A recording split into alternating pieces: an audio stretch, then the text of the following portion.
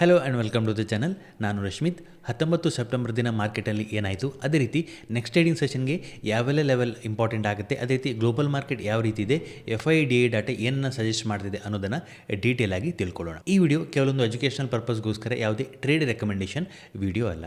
ನಾವೀಗ ನಿಫ್ಟಿಯ ಚಾರ್ಟನ್ನು ನೋಡ್ತಿದ್ವಿ. ಫ್ರೈಡೆ ಸೆಷನಲ್ಲಿ ನಿಫ್ಟಿಲಿ ಒಂದು ಡೌನ್ ಮೂವ್ನ ನಾವು ನೋಡ್ತೀವಿ. ನಿಫ್ಟಿ ಫ್ಲಾಟ್ ಓಪನ್ ಆಗುತ್ತೆ, ಇಮಿಡಿಯೇಟ್ಲಿ ಒಂದು ಸೆಲ್ ಅನ್ನು ಕೊಡುತ್ತೆ, ಡೌನ್ ಬರುತ್ತೆ. ಡೌನ್ ಬಂದು ಪ್ರೀವಿಯಸ್ ಟ್ರೇಡಿಂಗ್ ಸೆಷನ್ನ ಲೋ ಏನಿದೆ ಅಲ್ಲಿ ಒಂದು ಸಪೋರ್ಟನ್ನು ಪಡ್ಕೊಳ್ಳೋಂಥ ಪ್ರಯತ್ನವನ್ನು ಮಾಡುತ್ತೆ. ನೆಕ್ಸ್ಟ್ ಅದನ್ನು ಬ್ರೇಕ್ ಮಾಡುತ್ತೆ, ಡೌನ್ ಬರುತ್ತೆ. 25,580 ಲೆವೆಲ್ ಹತ್ತಿರ ಒಂದು ಸಪೋರ್ಟನ್ನು ಪಡ್ಕೊಳ್ಳೋದೆ. ನೆಕ್ಸ್ಟ್ ಒಂದು ಅಪ್ ಮೂವ್ನ ಕೊಡುವಂಥ ಪ್ರಯತ್ನ ಮಾಡುತ್ತೆ. ನಮ್ಮ ಹಿಂದಿನ ಅನಾಲಿಸಿಸ್ ವಿಡಿಯೋದಲ್ಲಿ 25,340 330 ಝೋನ್ ಇಂಪಾರ್ಟೆಂಟ್ ಆಗುತ್ತೆ. ಆ ಲೆವೆಲನ್ನು ಬ್ರೇಕ್ ಮಾಡಿದಷ್ಟು ನೆಗೆಟಿವ್ ಮೂವ್ನ ಎಕ್ಸ್ಪೆಕ್ಟ್ ಮಾಡ್ಬೋದು. ನೆಕ್ಸ್ಟ್ ಸಪೋರ್ಟ್ ಇದ್ದಂಥದ್ದು 25,270 ಝೋನ್ ಆಗುತ್ತೆ. ಆಲ್ಮೋಸ್ಟ್ ಆ ಝೋನ್ಗೆ ರೀಚ್ ಆಗುತ್ತೆ. ಸೊ ಇಲ್ಲಿ ಒಂದು ಇಂಪಾರ್ಟೆಂಟ್ ಆದ ಸಪೋರ್ಟ್ ಇತ್ತು. ಪ್ರೀವಿಯಸ್ ಟ್ರೇಡಿಂಗ್ ಸೆಷನ್ ಇಲ್ಲಿ ಒಂದು ಸ್ಟ್ರಾಂಗ್ ಅಪ್ ಮೂವ್ನ ಕೊಟ್ಟಿತ್ತು, ಬಟ್ ಅದನ್ನು ಬ್ರೇಕ್ ಮಾಡಿ ಡೌನ್ ಬರುತ್ತೆ. ತುಂಬ ಏನು ಡೌನ್ ಬರೋದಿಲ್ಲ. ನೆಕ್ಸ್ಟ್ ಸಪೋರ್ಟ್ ಲೆವೆಲ್ ಹತ್ರ ಸಪೋರ್ಟನ್ನು ಪಡ್ಕೊಂಡು ಅಪ್ ಮೂವ್ನ ಕೊಡುವಂಥ ಪ್ರಯತ್ನ ಮಾಡುತ್ತೆ. ಹಾಗಾದರೆ ನೆಕ್ಸ್ಟ್ ಟ್ರೇಡಿಂಗ್ ಸೆಷನ್ಗೆ ಯಾವೆಲ್ಲ ಲೆವೆಲ್ ಇಂಪಾರ್ಟೆಂಟ್ ಆಗುತ್ತೆ ಅನ್ನೋದನ್ನು ತಿಳ್ಕೊಳ್ಳೋಣ. ಮೊದಲನೇದಾಗಿ ಗ್ಲೋಬಲ್ ಮಾರ್ಕೆಟ್ ಯಾವ ರೀತಿ ಇತ್ತು, ನಮ್ಮ ಮಾರ್ಕೆಟ್ ಕ್ಲೋಸ್ ಆದ ನಂತರ ಅಂತ ನಾವು ನೋಡಿದ್ರೆ US ಮಾರ್ಕೆಟ್ ಒಂದಷ್ಟು ಪಾಸಿಟಿವಲ್ಲೇ ಇತ್ತು ಅಂತ ಹೇಳ್ಬೋದು. ಗಿಫ್ಟ್ ನಿಫ್ಟಿ ಸ್ವಲ್ಪ ಮೈನರ್ ನೆಗೆಟಿವಲ್ಲಿ ಕ್ಲೋಸಿಂಗನ್ನು ಕೊಟ್ಟಿದೆ. ಅದಾದ ನಂತರ FIDA ಡಾಟಾ ಏನನ್ನು ಸಜೆಸ್ಟ್ ಮಾಡ್ತಿದೆ. ಸೊ DI ಅಗೇನ್ ಕಂಟಿನ್ಯೂಸ್ ಆದ ಬೈಯಿಂಗನ್ನು ಮಾಡ್ತಾ ಇದ್ದಾರೆ. ಸೊ ಫ್ರೈಡೆ ಸೆಷನಲ್ಲಿ ಕೂಡ 2,100 ಕೋಟಿ ರೂಪಾಯಿ ಬೈಯಿಂಗನ್ನು ಮಾಡ್ತಾರೆ. ಅದಕ್ಕಿಂತ ಹಿಂದೆ 3,326 ಕೋಟಿ ರೂಪಾಯಿ ಬೈಯಿಂಗನ್ನು ಮಾಡ್ತಾರೆ. FI ಡಾಟಾ ಸ್ವಲ್ಪ ಮಿಕ್ಸ್ಡ್ ಆಗಿತ್ತು ಅಂತ ಹೇಳ್ಬೋದು. ಸ್ಮಾಲ್ ಅಮೌಂಟ್ ಆಫ್ ಬೈಯಿಂಗನ್ನು ಮಾಡ್ತಾಯಿದ್ದಾರೆ, ಬಟ್ ಮಿಡ್ಲಲ್ಲಿ ಒಂದಷ್ಟು ಸೆಲ್ಲಿಂಗನ್ನು ಮಾಡ್ತಾಯಿದ್ದಾರೆ. 1,124 ಕೋಟಿ ಇರ್ಬೋದು, 1,268 ಕೋಟಿ ರೂಪಾಯಿ, 3,472 ಕೋಟಿ ರೂಪಾಯಿ ಸೆಲ್ಲಿಂಗನ್ನು ಮಾಡ್ತಾರೆ. ಮಿಡ್ಲಲ್ಲಿ ಒಂದಷ್ಟು ಸ್ಮಾಲ್ ಅಮೌಂಟ್ ಆಫ್ ಬೈಯಿಂಗನ್ನು ಮಾಡ್ತಾರೆ. ಸ್ವಲ್ಪ ಮಿಕ್ಸ್ಡ್ ಇದೆ ಅಂತ ಹೇಳ್ಬೋದು. DI ಡಾಟಾ ಸ್ಟಿಲ್ ಪಾಸಿಟಿವಲ್ಲಿ ಇದೆ. ನೆಕ್ಸ್ಟ್ ನಾವು ಚಾರ್ಟನ್ನು ಅಬ್ಸರ್ವ್ ಮಾಡಿದ್ರೆ, ಸೊ ವೀಕ್ಲಿ ಚಾರ್ಟನ್ನು ನಾವು ನೋಡಿದ್ರೆ ಸ್ಟಿಲ್ ವೀಕ್ಲಿ ಚಾರ್ಟ್ ಪಾಸಿಟಿವಲ್ಲೇ ಇದೆ ಅಂತ ಹೇಳ್ಬೋದು. ಕ್ಲಿಯರಾಗಿ ಪ್ರೀವಿಯಸ್ ವೀಕ್ನ ಹೈಯನ್ನು ಬ್ರೇಕ್ ಮಾಡಿಕೊಂಡು ಕಂಟಿನ್ಯೂಸ್ ಆಗಿ ಒಂದು ಪಾಸಿಟಿವ್ ಕ್ಲೋಸನ್ನು ಕೊಡ್ತಾ ಇದೆ. ಸೊ ಇಲ್ಲೊಂದು ರೆಸಿಸ್ಟೆನ್ಸ್ ಇತ್ತು, ಇಲ್ಲಿಂದ ರಿಜೆಕ್ಟ್ ಆಗುತ್ತೆ. ಸೊ ಈ ವೀಕ್ ಆ ರೆಸಿಸ್ಟೆನ್ಸ್ ಮೇಲೆ ಕಂಫರ್ಟೇಬಲಿ ಕ್ಲೋಸನ್ನು ಕೊಟ್ಟಿರುವಂಥದ್ದು. ಸೊ ಹಾಗಾಗಿ ಆ್ಯಸ್ ಆಫ್ ನಾವು ವೀಕ್ಲಿ ಚಾರ್ಟಲ್ಲಿ ಒಂದು ಬ್ರೇಕೌಟ್ ಆಗಿದೆ. ಸೊ ಪಾಸಿಟಿವಲ್ಲೇ ಇದೆ ಅಂತ ಹೇಳ್ಬೋದು. ಸೊ ವೀಕ್ಲಿ ಚಾರ್ಟಲ್ಲಿ ನೆಗೆಟಿವ್ ಆಗಬೇಕಾದ್ರೆ ಏನಾಗುತ್ತೆ, ಸೊ ಈ ವೀಕ್ನ ಲೋ ಏನಿದೆ, ಕರೆಂಟ್ ವೀಕ್ ಲೋ ಏನಿದೆ, ಆ ಲೆವೆಲ್ಗಿಂತ ಕೆಳಗಡೆ ಒಂದು ಕ್ಲೋಸಿಂಗನ್ನು ಕೊಡಬೇಕಾಗತ್ತೆ. ಅದು ಅರೌಂಡ್ 25,000 ಝೋನಲ್ಲಿ ಬರುವಂಥದ್ದು. ಸೊ ಆ ಝೋನ್ಗಿಂತ ಕೆಳಗಡೆ ವೀಕ್ಲಿ ಕ್ಲೋಸಿಂಗ್ ಬಂತು ಅಂತೇಳಿದೆ ವೀಕ್ಲಿ ಚಾರ್ಟಲ್ಲಿ ಸ್ವಲ್ಪ ನೆಗೆಟಿವ್ ಆಯಿತು ಅಂತ ಹೇಳ್ಬೋದು. ಆ್ಯಸ್ ಆಫ್ ನಾವು ವೀಕ್ಲಿ ಚಾರ್ಟಲ್ಲಿ ಪಾಸಿಟಿವಲ್ಲೇ ಇರುವಂಥದ್ದು. ಸೊ 25,450 ಲೆವೆಲ್ಗಿಂತ ಮೇಲೆ ನೆಕ್ಸ್ಟ್ ವೀಕ್ ಸಸ್ಟೈನ್ ಆಗ್ತಾ ಇತ್ತು ಅಂತೇಳಿ ಅಗೇನ್ ಒಂದಷ್ಟು ಪಾಸಿಟಿವ್ ಮೂವ್ ಕಂಟಿನ್ಯೂ ಆಗುತ್ತೆ. ಆ್ಯಸ್ ಆಫ್ ನಾವು ವೀಕ್ಲಿ ಚಾರ್ಟಲ್ಲಿ ಪಾಸಿಟಿವಲ್ಲಿದೆ. ಸೊ ಒಂದು ಅಪ್ ಮೂವ್ನ ಮಾಡುತ್ತೆ, ಡೌನ್ ಬರುತ್ತೆ, ಅಗೇನ್ ಒಂದು ಅಪ್ ಮೂವ್ ರಿಟ್ರೆಸ್ಮೆಂಟ್ ಆಗುತ್ತೆ. ಪ್ರೀವಿಯಸ್ ಸಪೋರ್ಟ್ಗಿಂತ ಮುಂಚೆ ಒಂದು ರಿವರ್ಸಲ್ ಮಾಡ್ಕೊಂಡು ಇಲ್ಲಿ ಬ್ರೇಕೌಟನ್ನು ಕೊಟ್ಟಿದೆ. ಸೊ ಇಲ್ಲಿ ಒಂದು ರೀತಿಯ ಡಬಲ್ ಬಾಟಮ್ ರೀತಿಯ ಪ್ಯಾಟರ್ನ್ ಆಗಿರುವಂಥದ್ದು. ಸೊ ಡೌನ್ ಬರುತ್ತೆ, ಸಪೋರ್ಟ್ ಅಪ್ ಹೋಗುತ್ತೆ, ಡೌನ್ ಬರುತ್ತೆ, ಸಪೋರ್ಟ್ ಅಪ್ ಹೋಗುತ್ತೆ. ಈ ಸ್ವಿಂಗನ್ನು ಬ್ರೇಕ್ ಮಾಡಿದೆ. ಸೊ ಆ್ಯಸ್ ಆಫ್ ನಾವು ವೀಕ್ಲಿ ಚಾರ್ಟಲ್ಲಿ ಇದು ಪಾಸಿಟಿವಲ್ಲೇ ಇರುವಂಥದ್ದು. ಹಾಗೆ ನಾವು ಡೈಲಿ ಚಾರ್ಟನ್ನು ಅಬ್ಸರ್ವ್ ಮಾಡೋದಾದರೆ ಡೈಲಿ ಚಾರ್ಟಲ್ಲಿ ಒಂದು ನೆಗೆಟಿವ್ ಕ್ಯಾಂಡಲನ್ನು ಕ್ರಿಯೇಟ್ ಮಾಡಿತ್ತು, ಹ್ಯಾಂಗಿಂಗ್ ಮ್ಯಾನ್ ಕ್ಯಾಂಡಲನ್ನು ಕ್ರಿಯೇಟ್ ಮಾಡುತ್ತೆ. ಇಲ್ಲಿ ಒಂದು ಬ್ರೇಕೌಟನ್ನು ಮಾಡುತ್ತೆ. ಬ್ರೇಕೌಟ್ ಆದ ನಂತರ ಹೈ ಲೆವೆಲ್ ಸ್ವಲ್ಪ ರಿಜೆಕ್ಟ್ ಆಗುತ್ತೆ, ಡೌನ್ ಬರುತ್ತೆ. ಬಟ್ ಲೋವರ್ ಲೆವೆಲ್ಗೆ ಬಂದಾಗ ಈ ಲೆವೆಲ್ ಏನಿದೆ ಪ್ರೀವಿಯಸ್ ಟ್ರೇಡಿಂಗ್ ಸೆಷನ್ ಕ್ಲೋಸ್ಗೆ ಬಂದಾಗ ಅಲ್ಲಿ ಸಪೋರ್ಟ್ ಬರುತ್ತೆ, ಅಗೇನ್ ಪ್ರೈಸ್ ಅಪ್ ಹೋಗುತ್ತೆ.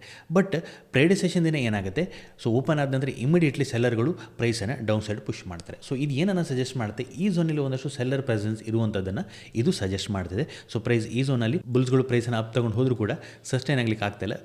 ಸೆಲ್ಲರ್ಗಳು ಅಗೇನ್ ಪ್ರೈಸನ್ನು ಡೌನ್ ಸೈಡ್ ಪುಷ್ ಮಾಡ್ತಾ ಇದ್ದಾರೆ ಅನ್ನೋದು ಸಜೆಸ್ಟ್ ಮಾಡ್ತಾ ಇದೆ. ಸೊ ಹಾಗಾಗಿ ಸೊ ಈ ಟ್ರೇಡಿಂಗ್ ಸೆಷನ್ನ ಲೋ ಏನಾಗುತ್ತೆ, 18 ಸೆಪ್ಟೆಂಬರ್ನ ಲೋ ಏನಾಗಿತ್ತು ಅದು ಇಂಪಾರ್ಟೆಂಟ್ ಆದ ಲೋ ಆಗುತ್ತೆ. 25,330 340 ಲೆವೆಲ್ ಇಂಪಾರ್ಟೆಂಟ್ ಆದ ಲೋ ಆಗುತ್ತೆ. ಆಲ್ಮೋಸ್ಟ್ ಎಕ್ಸಾಕ್ಟ್ಲಿ ಆ ಝೋನಲ್ಲಿ ಬಂದು ಕ್ಲೋಸಿಂಗನ್ನು ಕೊಟ್ಟಿದೆ ಫ್ರೈಡೆ ಸೆಷನಲ್ಲಿ. ಒಂದಷ್ಟು ಆ ಝೋನ್ಗಿಂತ ಕೆಳಗಡೆ ಸಸ್ಟೈನ್ ಆಗುವ ಒಂದು ಪ್ರಯತ್ನ ಮಾಡುತ್ತೆ, ಬಟ್ ಲೋವರ್ ಲೆವೆಲ್ ಒಂದಷ್ಟು ಬೈಯಿಂಗ್ ಕೂಡ ಬಂದಿರುವಂಥದ್ದು ಮಾರ್ಕೆಟ್ ಕ್ಲೋಸಿಂಗ್ ಟೈಮಲ್ಲಿ.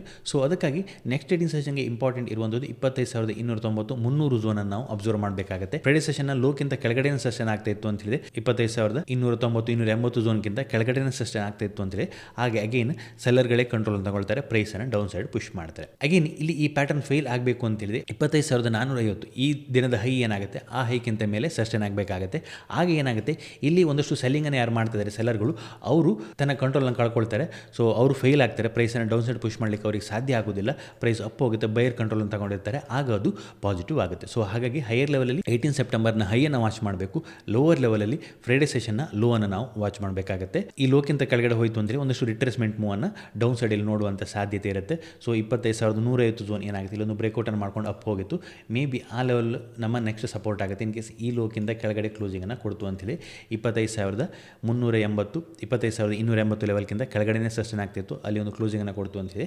ಸೊ ನೆಕ್ಸ್ಟ್ ಈ ಬ್ರೇಕೌಟ್ ಲೆವೆಲನ್ನು ರೀಟೆಸ್ಟ್ ಮಾಡುವಂಥ ಪ್ರಯತ್ನವನ್ನು ಮಾಡ್ಬೋದು. ಮಂಡೇ ಸೆಷನ್ಗೆ ಯಾವೆಲ್ಲ ಲೆವೆಲ್ ಇಂಪಾರ್ಟೆಂಟ್ ಆಗುತ್ತೆ ಅಂತ ನಾವು ನೋಡೋದಾದರೆ, ಸೊ ಮಂಡೇ ಸೆಷನ್ಗೆ ಇಮಿಡಿಯೇಟ್ಲಿ ನಮಗೆ ಇಂಪಾರ್ಟೆಂಟ್ ಆಗುವಂಥದ್ದು ಸೊ 25,280 ಝೋನ್ ಅಂತ ನಾವು ಟ್ರೀಟ್ ಮಾಡ್ಬೋದು. ಈ ಝೋನಲ್ಲಿ ಒಂದಷ್ಟು ಸಪೋರ್ಟನ್ನು ಪಡ್ಕೊಂಡು ಫ್ರೈಡೇ ಸೆಷನ್ ದಿನ ಒಂದು ಅಪ್ಪುವನ್ನು ಕೊಟ್ಟಿರುವಂಥದ್ದು. ಹಾಗೆ 17 ಸೆಪ್ಟೆಂಬರ್ ದಿನ ಇಲ್ಲಿ ಒಂದು ಸಪೋರ್ಟನ್ನು ಕೂಡ ಪಡ್ಕೊಂಡಿತ್ತು ಅಂತ ಹೇಳ್ಬೋದು. ಸೊ ಮಂಡೇ ಟ್ರೇಡಿಂಗ್ ಸೆಷನಲ್ಲಿ ಸ್ಮಾಲ್ ಗ್ಯಾಪ್ ಡೌನ್ ಓಪನ್ ಆಗುತ್ತೆ ಅಥವಾ ಫ್ಲಾಟ್ ಓಪನ್ ಆಗುತ್ತೆ. ಫ್ಲಾಟ್ ಓಪನ್ ಆಗಿ ಡೌನ್ ಬಂದು ಈ ಲೆವೆಲ್ಗಿಂತ ಕೆಳಗಡೆ ಸಸ್ಟೈನ್ ಆಗ್ತಾ ಇತ್ತು ಅಂತ ಹೇಳಿ ಅದು ನೆಗೆಟಿವ್ ಆಗುತ್ತೆ. ಇಲ್ಲಿ ಒಂದು ಸ್ಟ್ರಾಂಗ್ ಅಪ್ಮೂವ್ನ ಕೊಡುತ್ತೆ. ನೆಕ್ಸ್ಟ್ ಗ್ಯಾಪ್ ಅಪ್ ಓಪನ್ ಆಗುತ್ತೆ, ಈ ಝೋನಲ್ಲಿ ಹೋಲ್ಡ್ ಆಗುತ್ತೆ. ಹೈಯರ್ ಲೆವೆಲ್ಲಿ ಸೆಲ್ಲಿಂಗ್ ಪ್ರೆಷರ್ ಬಂದರೂ ಕೂಡ ಲೋವರ್ ಲೆವೆಲ್ಲಿ ಬೈಯರ್ ಪ್ರೈಸನ್ನು ಅಪ್ಸೈಡ್ ಪುಷ್ ಮಾಡ್ತಾರೆ. ನಿನ್ನೆ ಕೂಡ ಈ ಝೋನ್ಗೆ ಬರುತ್ತೆ. ಝೋನ್ ಏನಾಗಿದೆ, ಇದೊಂದು ಡಿಮಾಂಡ್ ಝೋನ್ ಆಗುತ್ತೆ. ಇಲ್ಲಿ ಶಾರ್ಪ್ ಸೆಲ್ ಅಪ್ ಇತ್ತು, ಇಲ್ಲಿ ಬಂದ ನಂತರ ಪ್ರೈಸ್ ಒಂದು ಸೆಲ್ ಆಫ್ ಅಥವಾ ಒಂದು ಮೊಮೆಂಟಮ್ ಸ್ಲೋ ಆಗುತ್ತೆ ಅಂತ ಹೇಳ್ಬೋದು. ಇಲ್ಲಿ ನಾವು ಕ್ಯಾಂಡಲ್ ನೋಡ್ಬೋದು, ಈ ಒಂದು ಡೌನ್ ಬರ್ತಾ ಇದ್ರೂ ಕೂಡ ಮೊಮೆಂಟಮ್ ಮೇಲೆ ಶಾರ್ಪ್ ಇರಲಿಲ್ಲ. ಸೊ ಅದು ಏನನ್ನು ಸಜೆಸ್ಟ್ ಮಾಡ್ತಾರೆ, ಈ ಝೋನಲ್ಲಿ ಒಂದಷ್ಟು ಬೈಯರ್ಗಳು ಇದ್ದಾರೆ, ಅವರು ಪ್ರೈಸನ್ನು ಹೋಲ್ಡ್ ಮಾಡುವಂಥ ಪ್ರಯತ್ನ ಮಾಡ್ತಾರೆ. ಆ ರೀಸನಿಂದ ಇಲ್ಲಿ ಪ್ರೈಸನ್ನು ಅಪ್ಸೈಡ್ ಪುಷ್ ಮಾಡಿದ್ದಾರೆ. ಸೊ ಹಾಗಾಗಿ ಮಂಡೇ ಟ್ರೇಡಿಂಗ್ ಸೆಷನ್ ದಿನ ಇನ್ ಕೇಸ್ ಆ ಲೆವೆಲ್ಗಿಂತ ಕೆಳಗಡೆ ಪ್ರೈಸ್ ಸಸ್ಟೈನ್ ಆಯಿತು, ಫ್ಲಾಟ್ ಅಥವಾ ಗ್ಯಾಪ್ ಡೌನ್ ಓಪನ್ ಆಗಿ ಡೌನ್ ಬಂದು ಈ ಲೆವೆಲ್ಗಿಂತ ಕೆಳಗಡೆ ಸಸ್ಟೈನ್ ಆಯಿತು ಅಂತೇಳಿ ಅದು ಒಂದಷ್ಟು ನೆಗೆಟಿವ್ ಆಗುತ್ತೆ. ಹಾಗೆ ಸೆಲ್ಲರ್ಗಳು ಪ್ರೈಸನ್ನು ಡೌನ್ ಸೈಡ್ ಪುಷ್ ಮಾಡ್ಬೋದು. ಮೊಮೆಂಟಮಲ್ಲಿ ಪ್ರೈಸ್ ಡೌನ್ ಸೈಡ್ ಪುಷ್ ಆಗ್ಬೋದು. ನೆಕ್ಸ್ಟ್ ಸಪೋರ್ಟ್ ಇರುವಂಥದ್ದು 25,150 ಲೆವೆಲ್ ಆಗುತ್ತೆ. ಇಲ್ಲಿ ಏನು ಒಂದು ಅಪ್ಮೂವ್ನ ಕೊಟ್ಟಿತ್ತು. ಸೊ ಈ ಝೋನಲ್ಲಿ ಒಂದು ಸಪೋರ್ಟ್ ಏನಿತ್ತು, ಆ ಸಪೋರ್ಟನ್ನು ಟೆಸ್ಟ್ ಮಾಡುವಂಥ ಪ್ರಯತ್ನ ಮಾಡ್ಬೋದು ಇನ್ ಕೇಸ್ 25,280 ಲೆವೆಲ್ಗಿಂತ ಕೆಳಗಡೆ ಸಸ್ಟೈನ್ ಆಯಿತು ಅಂತ ಹೇಳಿದರೆ. ಅದೇ ರೀತಿ ಪಾಸಿಟಿವ್ ಆಗಬೇಕು ಅಂತ ಹೇಳಿದರೆ ಸೊ ಯಾವ ಲೆವೆಲ್ ಇಂಪಾರ್ಟೆಂಟ್ ಆಗುತ್ತೆ, ಮಂಡೇ ಟ್ರೇಡಿಂಗ್ ಸೆಷನ್ಗೆ ಈ ಝೋನ್ ಇಂಪಾರ್ಟೆಂಟ್ ಆಗುತ್ತೆ. 25,360 ಲೆವೆಲ್ ಏನಾಗುತ್ತೆ, ಇದು ಇಂಪಾರ್ಟೆಂಟ್ ಆಗುತ್ತೆ. ಸೊ ಇಲ್ಲಿ ಶಾರ್ಪಾಗಿ ಡೌನ್ ಬರುತ್ತೆ. ಇಲ್ಲೊಂದು ಪ್ರೀವಿಯಸ್ ಟ್ರೇಡಿಂಗ್ ಸೆಷನ್ನ ಸಪೋರ್ಟ್ ಲೆವೆಲ್ ಇತ್ತು, ಅದನ್ನು ಬ್ರೇಕ್ ಮಾಡಿ ಡೌನ್ ಬರುತ್ತೆ, ಅಪ್ ಹೋಗುತ್ತೆ. ಅಪ್ ಹೋಗಿ ಒಂದಷ್ಟು ರೆಸಿಸ್ಟೆನ್ಸನ್ನು ಫೇಸ್ ಮಾಡುತ್ತೆ, ಅಗೇನ್ ಇಲ್ಲಿ ಡೌನ್ ಬರುವಂಥ ಪ್ರಯತ್ನ ಮಾಡುತ್ತೆ, ಅಗೇನ್ ಅಪ್ ಹೋಗುತ್ತೆ. ಸೊ ಇಲ್ಲಿ ಮಲ್ಟಿಪಲ್ ರಿಜೆಕ್ಷನ್ ನಾವು ಇಲ್ಲಿ ನೋಡ್ತಾ ಇದ್ದೀವಿ. ಸೊ ಅದು ಇರುವಂಥದ್ದು. ಸೊ ಮೆಜಾರಿಟಿ ಸೆಲ್ಲಿಂಗ್ ಈ ಝೋನಲ್ಲಿ ಫ್ರೈಡೇ ಸೆಷನಲ್ಲಿ ಆಗಿರುವಂಥದ್ದನ್ನು ಇದು ಸಜೆಸ್ಟ್ ಮಾಡುತ್ತೆ. ಸೊ ಹಾಗಾಗಿ ಫ್ಲಾಟ್ ಓಪನ್ ಆಗ್ತಾಯಿದ್ದು, ಗ್ಯಾಪ್ ಡೌನ್ ಓಪನಿಗೆ ಒಂದು ಅಪ್ ಮೂವನ್ನು ಕೊಟ್ಟು ಇಲ್ಲೊಂದು ಬ್ರೇಕ್ಔಟನ್ನು ಮಾಡ್ತು ಅಂತೇಳಿ ಒಂದಷ್ಟು ಪಾಸಿಟಿವ್ ಆಗುತ್ತೆ. ಆಗ ಒಂದಷ್ಟು ಅಪ್ ಮೂವನ್ನು ನಾವು 25,440 430 ಲೆವೆಲ್ ಈ ಝೋನ್ ಏನಿದೆ ಇಲ್ಲಿವರೆಗೂ ಟಚ್ ಮಾಡುವಂಥ ಪ್ರಯತ್ನವನ್ನು ಮಾಡುತ್ತೆ. ಇನ್ ಕೇಸ್ 25,360 ಲೆವೆಲ್ಗಿಂತ ಮೇಲೇ ಸಸ್ಟೈನ್ ಆಗ್ತಾಯಿತ್ತು ಅಂತೇಳಿ ಗ್ಯಾಪ್ ಡೌನ್ ಓಪನ್ ಆಗಿ ಒಂದು ಬ್ರೇಕ್ಔಟನ್ನು ಮಾಡಬೇಕಾಗುತ್ತೆ. ಇನ್ ಕೇಸ್ ಗ್ಯಾಪ್ ಅಪ್ ಓಪನ್ ಆಗುತ್ತೆ, ಗ್ಯಾಪ್ ಅಪ್ ಓಪನಿಗೆ ಒಂದು ನೆಗೆಟಿವ್ ಪ್ರೈಸೆಕ್ಷನ್ ಕ್ರಿಯೇಟ್ ಮಾಡಿ ಈ 25,350 360 ಲೆವೆಲ್ಗಿಂತ ಕೆಳಗಡೆ ಸಸ್ಟೈನ್ ಆಯಿತು ಅಂತೇಳಿ ಅದು ನೆಗೆಟಿವ್ ಆಗುತ್ತೆ. ಈ ಝೋನ್ಗಿಂತ ಮೇಲೆ ಹೋಲ್ಡ್ ಆಗಬೇಕಾಗುತ್ತೆ. In case gap up open ಆದರೂ ಒಂದು ಪಾಸಿಟಿವ್ ಪ್ರೈಸೆಕ್ಷನ್ ಇಮಿಡಿಯೇಟ್ಲಿ ಕ್ರಿಯೇಟ್ ಆಗಬೇಕಾಗುತ್ತೆ. ಗ್ಯಾಪ್ ಅಪ್ ಓಪನ್ ಆಗುತ್ತೆ, ಇಮಿಡಿಯೇಟ್ಲಿ ರಿಜೆಕ್ಟ್ ಆಗುತ್ತೆ ಅಂತ ಹೇಳಿದೆ ಅದು ನೆಗೆಟಿವ್ ಆಗುತ್ತೆ. In case gap up open ಆಗಿ ರಿಜೆಕ್ಟ್ ಆಗಿ ಇನ್ ಕೇಸ್ ಈ ಲೆವೆಲ್ಗೆ ಬಂದು ಇಲ್ಲಿ ಒಂದು ಹ್ಯಾಮರ್ ರೀತಿಯ ಕ್ಯಾಂಡಲ್ ಕ್ರಿಯೇಟ್ ಮಾಡ್ತೀವಿ, ವಿಕ್ ಕ್ರಿಯೇಟ್ ಆಯಿತು ಈ ಝೋನಲ್ಲಿ ಅಂತ ಹೇಳಿ ಅದು ಪಾಸಿಟಿವ್ ಆಗುತ್ತೆ. ಹಾಗೆ ಏನು ಒಂದು ಅಪ್ ಮೂವ್ನ ಕೊಡುವಂಥ ಪ್ರಯತ್ನ ಮಾಡ್ಬೋದು. ಇನ್ ಕೇಸ್ ಫ್ಲಾಟ್ ಅಥವಾ ಗ್ಯಾಪ್ ಡೌನ್ ಓಪನ್ ಆಗಿ ಬ್ರೇಕ್ಔಟನ್ನು ಮಾಡ್ತು ಅಂತೇಳಿ ಅದು ಸ್ವಲ್ಪ ಪಾಸಿಟಿವ್ ಆಗುತ್ತೆ. ಹಾಗೆ ಇಲ್ಲಿ ಬ್ರೇಕ್ಔಟ್ ಆದ ರೀತಿಯಲ್ಲಿ ನಾವು ಅದನ್ನು ಟ್ರೀಟ್ ಮಾಡ್ಬೋದು. ಸೊ ಇದಿಷ್ಟು ಮಂಡೇ ಟ್ರೇಡಿಂಗ್ ಸೆಷನ್ಗೆ ಇರುವಂಥ ಲೆವೆಲ್ಗಳಾಗುತ್ತೆ. ಅದೇ ರೀತಿ ಒಂದಷ್ಟು ಜನ ಸೆನ್ಸೆಕ್ಸನ್ನು ಕೂಡ ಅನಲೈಸ್ ಮಾಡಿ ಅಂತ ಕಮೆಂಟ್ ಮಾಡ್ತಿದ್ದಾರೆ. ಸೆನ್ಸೆಕ್ಸ್ ಆಗಿ ನಿಫ್ಟಿಯ ಚಾರ್ಟ್ ಸಿಮಿಲರ್ ಇದೆ, ಸೊ ಯಾವುದೇ ಡಿಫ್ರೆನ್ಸ್ ಇರೋದಿಲ್ಲ, ಆಲ್ಮೋಸ್ಟ್ ಸಿಮಿಲರ್ ಇರೋದ್ರಿಂದ ಸೊ ಸಪ್ರೇಟಾಗಿ ಇದನ್ನು ಅನಲೈಸ್ ಮಾಡಬೇಕು ಅಂತಿಲ್ಲ. ಸೊ ಇದರಲ್ಲಿ ಯಾವ ಸಪೋರ್ಟ್ ಆ್ಯಂಡ್ ರೆಸಿಸ್ಟೆನ್ಸ್ಗಳು ಇರುತ್ತೆ ಅದೇ ರೀತಿ ಚಾರ್ಟ್ ಸಿಮಿಲರ್ ಚಾರ್ಟ್ ಪ್ಯಾಟರ್ನ್ಗಳೇ ಸೆನ್ಸೆಕ್ಸಲ್ಲಿ ಇರುವಂಥದ್ದು. ನೀವು ಬೇಕಾದ್ರೆ ಒಮ್ಮೆ ನೋಡಿ, ಸಿಮಿಲರ್ ಸ್ಟಾಕ್ ಇರೋದ್ರಿಂದ ಸೇಮ್ ರೀತಿಯ ಚಾರ್ಟ್ ಪ್ಯಾಟರ್ನ್ಗಳೇ ಕ್ರಿಯೇಟ್ ಆಗುತ್ತೆ. ಸೊ ಸೆನ್ಸೆಕ್ಸ್ ಅನಾಲಿಸಿಸ್ ಬೇಡ ಅಂತ ನಾನು ತಿಳ್ಕೊಂಡಿದ್ದೀನಿ. ನಾನು ಸೆನ್ಸೆಕ್ಸನ್ನು ಅಷ್ಟು ಟ್ರ್ಯಾಕ್ ಮಾಡೋದ್ರಲ್ಲಿ ನಿಫ್ಟಿಯನ್ನೇ ಹೆಚ್ಚಾಗಿ ಟ್ರ್ಯಾಕ್ ಮಾಡೋದ್ರಿಂದ ಸೊ ನಿಫ್ಟಿ ಈಸ್ ಇನಫ್ ಅಂತ ತಿಳ್ಕೊಂಡಿದ್ದೀನಿ. So next Nifty open interest ಏನನ್ನು ಸಜೆಸ್ಟ್ ಮಾಡ್ತಾಯಿದೆ ಅಂತ ನೋಡೋದಾದರೆ, ಸೊ ಓಪನ್ ಇಂಟ್ರೆಸ್ಟಲ್ಲಿ 25,400 ಹೈಯೆಸ್ಟ್ ಕಾಲಲ್ಲಿ ಓಪನ್ ಇಂಟ್ರೆಸ್ಟ್ ಇರುವಂಥದ್ದು, ಹೈಯೆಸ್ಟ್ ರೇಟಿಂಗ್ ಕೂಡ ಆಗಿದೆ. ಸೊ 1.5 crore ರೇಟಿಂಗ್ ಇರುವಂಥದ್ದು. ಸೊ ಹೈಯೆಸ್ಟ್ ಅಡಿಷನ್ ಆಗಿದೆ. ಸೊ ಹಾಗಾಗಿ ಸೊ ಹೈ ಏನಾಗುತ್ತೆ ಇಲ್ಲಿ ನಾವು ನೋಡ್ಬೋದು, ಈ ಹೈ ಏನಾಗುತ್ತೆ 25,440 450 ಅದು ಕ್ರಾಸ್ ಆಗಬೇಕಾಗತ್ತೆ.